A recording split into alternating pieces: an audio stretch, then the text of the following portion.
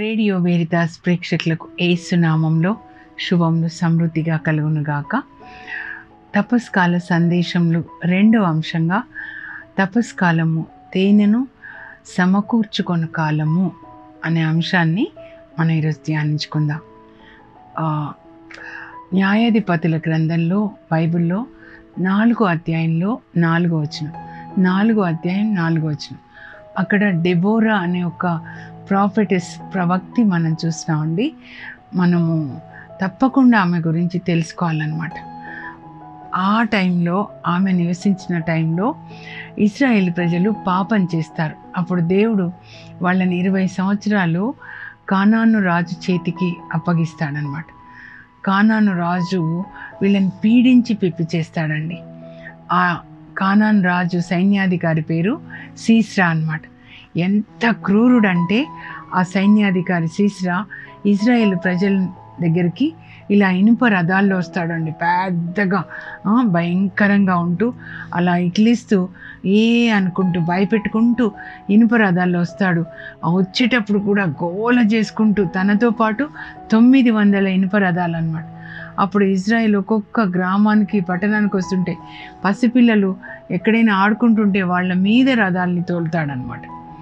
ఇంకా ఆ తర్వాత పొలాలు ఉన్నాయనుకోండి, పొలాలంతా కోసుకొని తీసుకెళ్తాడు. వాళ్ళ ఊరిలో గేదెలు ఉన్నాయనుకోండి, గొర్రెలు, అన్ని గేదెల్ని తోలుకొని రండి, గొర్రెల్ని తోలుకొని రండి. ఏ పంట కోతకు వచ్చిందనుకోండి వచ్చేసి కోసుకొని పోతాడనమాట.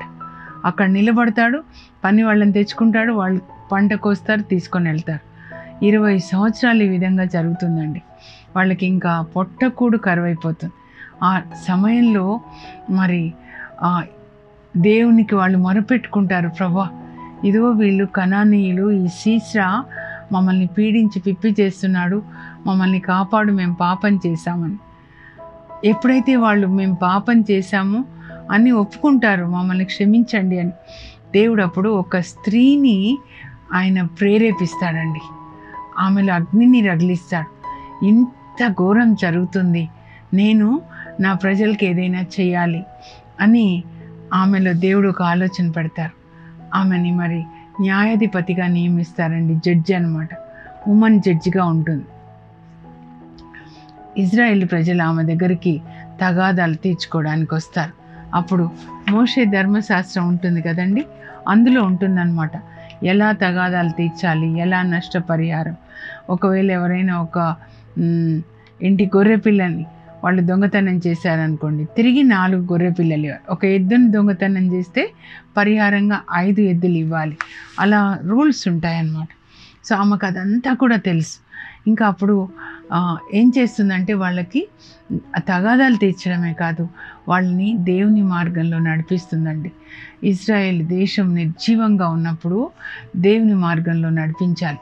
అందువల్ల దేవుడు ఆమెను ముందేం ప్రేరేపిస్తారంటే, నీవు ధర్మశాస్త్రాన్ని క్షుణ్ణంగా చదవాలమ్మా, చదివి దాన్ని నువ్వు ధ్యానించి పాటించి ప్రజలకి బోధించు. వాళ్ళు ఈ ధర్మ మార్గంలో నడిస్తే, ఇచ్చిన ధర్మ మార్గంలో నడిస్తే నేను వాళ్ళని ఆ సీస్రా భార్య నుంచి విడిపిస్తాను, లేదంటే అలాగే మరి సీస్రా బాధ పెడుతూ ఉంటాడు. అప్పుడు దేవుడు ఆమెను ప్రేరేపించినప్పుడు ఆమె ఏం చేస్తుందంటే ఇంకా ఈ ధర్మశాస్త్రం చదవడం ప్రారంభిస్తుంది అన్నమాట. ఆది గ్రంథం నుంచి 5 గ్రంథాలండి. నిర్గమకాండం, ఆదికాండం, నిర్గమకాండం, లేవియకాండం, సంఖ్యాకాండం, ద్వితీయోపదేశకాండం, ఇంకా యెహోషువ గ్రంథం కూడా అన్నమాట. సో ఇవన్నీ ఆమె మరి క్షుణ్ణంగా చదివి హృదయంలో దాచుకొని మనసుతో ధ్యానిస్తూ వాటిని పాటిస్తూ రాసుకుంటూ ఉంటుంది అన్నమాట. అంటే ఇప్పుడు ఈ డెబోరా అనే మాటకు అర్థం ఏంటంటే తేనెటీగ అని అర్థం అండి. తేనెటీగ ఏం చేస్తుందండి? తేనెటీగ, నేను బయాలజీ టీచర్గా చెప్పేదాన్ని అన్నమాట. పువ్వుకి వెళ్ళి మకరందాన్ని, అంటే నెక్టర్, హనీని పోగు చేసుకుంటుంది అన్నమాట, అన్ని పూల దగ్గర నుంచి. మరి ఇప్పుడు ఈ డెబోరా అనే ఆమెకి, ఈ తేనెటీగకి ఏంటండి పూల తోట అంటే బైబిల్ గ్రంథం అన్నమాట. ఆది గ్రంథం ఒక మల్లెపూల తోట, నిర్గమకాండం ఒక గులాబీ తోట, ఇంకా సన్నజాజి తోట, లిల్లీ పూల తోట అన్నమాట. 5 గ్రంథాలు ఉన్నాయి. అన్నిటి నుంచి తేనె సేకరించి తేనెటీగలు ఏం చేస్తాయండి, తేనె పట్టులో వాటిని నిల్వ చేస్తాయన్నమాట. ఆ తేనె పట్టులో నిల్వ చేసిన తర్వాత కూడా ఆ తేనె బాగా నిండిపోయింది అనుకోండి, ఏమవుతుంది అప్పుడు అలా కారుతుందన్నమాట. నేను చిన్నగా ఉన్నప్పుడు మా ఊరిలో అండి, మా ఇల్లు ఉండేది డాబా. మా ఇంటి ముందు వేప చెట్టు అండి, మళ్ళీ ఎదురుగా మాకు దొడ్డి ఉండేది. అంటే మా పాత ఇల్లు అనమాట, మట్టి గోడలు ఇల్లు. అక్కడ ఎద్దులు పట్టేవాళ్ళు. ఇంకా ఒక పెద్ద తుమ్మ చెట్టు ఉండేదండి. నేను చిన్నగా ఉన్నాను, నాకు గుర్తుంది. పెద్ద తేనె పట్టు ఉండేదన్నమాట, పెద్ద నాకు గుర్తుంది. అప్పుడు మధ్యాహ్నం మా నాన్నగారు కూడా చెట్టు కింద మంచం మీద కూర్చుని ఉన్నారు. ఇంకా చాలామంది వస్తారు, మధ్యాహ్నం అవుతాయి అనమాట. అప్పుడు ఇంకా ఆ తేనె పట్టు తీస్తానని ఒక అబ్బాయి వచ్చాడనమాట. ఎంత తేనె ఉంది, మనందరం తీసుకొని తాగుదాము పెద్దనా అని ఒక అబ్బాయి వచ్చాడు. నాకు తెలుసు అని ఎలా తీయాలో. ఇంకా ఆయన మొక్క మీద ముసుగు వేసుకొని నిచ్చెన పెట్టేశారు చెట్టుకి. నిచ్చెన ఎక్కి వాటిని ఇట్లా తోలేశాడు. అట్లా మంట ఏదో పెట్టేసి అనమాట. అప్పుడు ఆ తేనె ఇట్లా అనంటే ఎంత తేనె వచ్చేసిందో, అదంతా ఒక గిన్నె ఇస్తే ఆ గిన్నెలో తీసుకొని వచ్చాడు. అప్పుడు అందరికీ పెట్టారనమాట. నాకు కూడా పెడితే నేను కూడా తిన్నాను. నాకు ఇంకా గుర్తుందండి, ఎప్పుడు తేనె తాగానో ఇంకా ఆ తేనె ఎంత తీయగా ఉందో.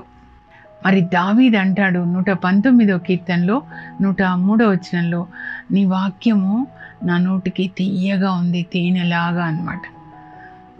అప్పుడు యేసుప్రభు అంటున్నారండి పరమగీతాలు 4, 10, 11, 12 వచనాల్లో మనతోనే అంటున్నాడనమాట. వధువుతో, ప్రేయసి నా వధువా, నీ నాలుక నుండి తేనెలు జాలు వారుచున్నవి. అంటే నీ నాలుక క్రింద పాలు తేనెలు ఉన్నాయి. అంటే దేవుని యొక్క వాక్యము మన హృదయంలో నుంచి ఇలా జాలు వారాలి. తేనె పట్టు ఆమె హృదయం అన్నమాట. మొత్తం నింపుకుంది కదా పోగు చేసుకొని. ఇంకా అప్పుడు ఏం చేస్తుందంటే ఆమె నాలుక నుంచి ఆ తేనె వచ్చేస్తుంది అనమాట. ఇజ్రాయెల్ ప్రజలందరినీ పోగు చేసి మోషే ధర్మశాస్త్రాన్ని బోధిస్తుంది. మనం నిన్న తెలుసుకున్నాం నిర్గమకాండ 20వ అధ్యాయంలో 10 ఆజ్ఞలు ఉంటాయండి. అవన్నీ బోధిస్తుంది. మోషేకి దేవుడు ఏమేమి బోధించాడో నిర్గమకాండ 20లో, తర్వాత 23లో, 24లో, అదంతా ద్వితీయోపదేశకాండం 4 నుంచి 8 వరకు అవంతా కూర్చొని బోధించి మనం ఇలా జీవించాలి. దొంగతనం చేయకూడదు, అబద్ధాలు ఆడకూడదు, వ్యభిచరించకూడదు, పరుల సొమ్ము ఆశించొద్దు మనం.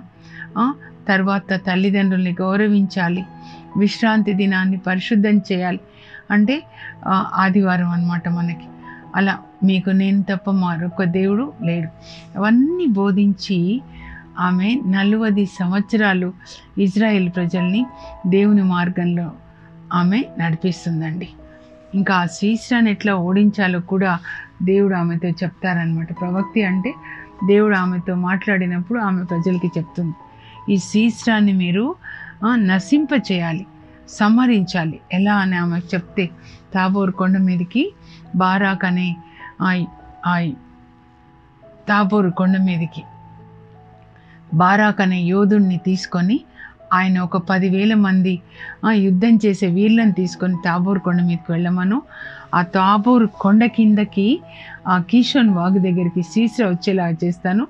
ఆయనని నేను మీ ద్వారా ఆయనని సంహరిస్తాను. అప్పుడు దేవుడు చెప్పిందే మరి బారాక్కి చెప్తుందనమాట. బారాక్ అని ఆయన యుద్ధ వీరుడు. 10,000 మందిని తీసుకొని వెళ్ళయ్యా, దేవుడు ఆయనని నీ చేతికి అప్పగిస్తా అంటున్నాడు. అంటే మీరు వస్తేనే నేను వెళ్తా అమ్మా అంటే అప్పుడు ఆమె కూడా వెళ్తుందండి. అప్పట్లో స్త్రీలు యుద్ధానికి వెళ్ళారు. ఇప్పుడైతే అందరూ యుద్ధం చేయాల్సిందే. ప్రతి ఒక్కరు కూడా, స్త్రీలు కూడా 6 నెలలు యుద్ధం చేయాలండి. ఇజ్రాయెల్ దేశంలో ఉన్న వాళ్ళందరూ సైనికులే అన్నమాట. కానీ అప్పుడు ఆమె మొదటి మహిళ, యుద్ధ రంగంలో అడుగుపెట్టిన మొదటి మహిళ. వీళ్ళందరినీ తీసుకొని వెళ్తుంది. కింద సీసరా వస్తాడు, ఇలా అని చూస్తాడు పైకి. అప్పుడు వాళ్ళకి భయం వేస్తుంది అనమాట. అప్పుడు డెబోరా చెప్తుంది, భయపడకండి, దేవుడు అతన్ని మీ చేతిలో పెట్టాడు, వెళ్ళి అతన్ని సంహరించండి. వెళ్ళండి అని చెప్పి వాళ్ళని ప్రోత్సహిస్తుంది అన్నమాట. అప్పుడు ఆయనని తరిమి కొట్టండి, దేవుడు మన పక్షాన ఉన్నాడు అని చెప్తే ఆమె ప్రోత్సహిస్తుంటే వాళ్ళు వెళ్తారండి. వెళ్ళి ఆయనని తరిమి కొడతారు. చివరికి ఆయన భయంతో ఒక గుడారంలోకి వెళ్తాడు. ఆ గుడారంలో ఒక ఇల్లాలు ఉంటుందండి. ఆమె గుడారపు మేకుని తీసుకొని ఆయన మజ్జిగ ఇవ్వమని అడిగి తాగి పడుకుంటాడనమాట భయంతో. అప్పుడు ఆయన పడుకున్నప్పుడు దుప్పటి కప్పుతుంది. ఆ గుడారపు మేకు తీసుకొని ఆయన కణతల మీద పెట్టి ఇంకొక చేత్తో సుత్తె తీసుకొని ఆయన ఇట్లా కొడితే ఇక్కడి నుంచి ఇక్కడికి మేకు వెళ్ళి చేస్తాడనమాట. 20 సంవత్సరాలు ఇజ్రాయేల్ ప్రజల్ని పీడించి పిప్పి చేసిన వ్యక్తి, తినడానికి ఏమీ లేకుండా చేసిన వ్యక్తి. కానీ ఒక్క డెబోరా తేనెటీగలాగా తేనెని పోగు చేసుకొని ఇజ్రాయేల్ ప్రజల్ని ఆ తేనెతో దేవుని వాక్యంతో పోషిస్తుంది. ఆ వాక్యం ద్వారా వాళ్ళు నీతిగా జీవిస్తారు. 40 సంవత్సరాలు చీకు చింత లేకుండా దేవుని ఆజ్ఞల ప్రకారం వాళ్ళు జీవిస్తారు. అలాగే వాళ్ళని పీడించి పిప్పి చేసిన సీస్రాన్ని కూడా సంహరిస్తారనమాట. ఇప్పుడు మీరే ఆ డెబోరా, మీరే ఆ తేనెటీగ, మీరే ఈ దేవుని యొక్క వాక్యాన్ని ఏం చేయాలి? సేకరించాలి. ఇప్పుడైతే మనకి 73 పుస్తకాలు ఉన్నాయి.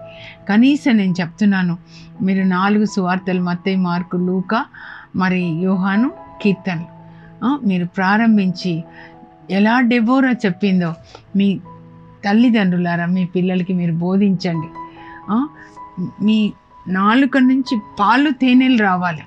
ఆ పాలు తేనెలు మీ పిల్లలు దానితో పోషించబడాలన్నమాట. ఆ కృపని దేవుడు మీకు దయచేదురుగాక. చిన్న ప్రార్థన చేసుకుందాం. పరలోకపు మా తండ్రి, మీ పరిశుద్ధ నామమునకు స్తోత్రం కలుగును గాక. ప్రభువా, నీ వాక్యం తేనెలాగా తీయగా ఉంది అని దావీదు చెప్తున్నాడు తండ్రి. డెబోరా మరి ఒక్కొక్క గ్రంథం నుంచి ఒక్కొక్క పూల తోటలాగా ప్రభువా, ఆ పూల నుంచి తేనెని ఆమె సేకరించి ఆమె హృదయం అనే తేనె పట్టులో దాచుకొని ఆమె నాలుక ద్వారా ప్రభువా ఇజ్రాయేల్ ప్రజలకి వాక్యాన్ని బోధించి అందరినీ కూడా ధర్మ మార్గంలో నడిపించింది. ఆ 40 సంవత్సరాలు దేవుడు వాళ్ళని కాపాడారు. సీస్రాని సంహరించారు ప్రభువా. ప్రతి ఒక్క తల్లి తండ్రి నాయనా వాళ్ళ ఊరిలో వాళ్ళ ఇంటిలో ఒక డెబోరా లాగా ప్రతి తల్లి ముఖ్యంగా పిల్లలకి వాక్యం చెప్పడానికి, పురుషులు కూడా తండ్రులు కూడా పిల్లలకి వాక్యం చెప్పడానికి కృపని దయచేయండి. యేసు నామంలో అడుగుచున్నాం తండ్రి, ఆమేన్. ఈ 40 దినాలు 40 గ్రంథాలు చదవండి కనీసం. మీ హృదయాన్ని ఆ దేవుని వాక్యం అనే తేనెతో నింపుకొని ఆ తేనెని అందరికీ ఇచ్చి దాంతో అందరినీ పోషించండి. God bless you. Have a blessed day.